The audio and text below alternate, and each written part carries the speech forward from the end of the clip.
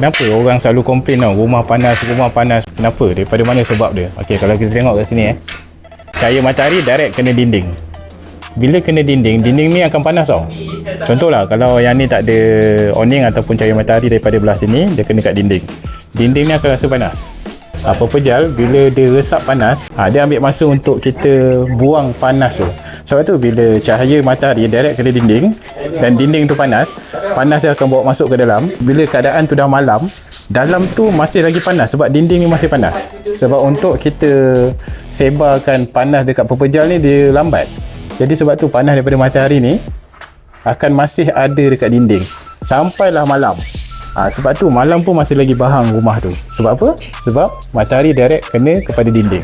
Jadi bila nak selesaikan masalah ni adalah dengan cara pasang awning. Bila pasang awning, cahaya matahari akan pergi kepada permukaan awning. Permukaan awning, dia tak pergi ke dinding dah. Jadi dinding ni akan sejuk. Dan bila sejuk, malam akan terus sejuk lah. Yang panas ni adalah pada awning. Sebab tu kalau korang nak save budget, tak nak bagi rumah panas, korang boleh buat metal deck saja. Sebab metal deck murah. Jadi panas tu tak masuk dalam rumah. Bila panas tak masuk dalam rumah dan cahaya matahari tak kena dinding, jadi bila malam je kawasan dekat dalam rumah tu akan jadi sejuk. Sebab tu pentingnya awning tau.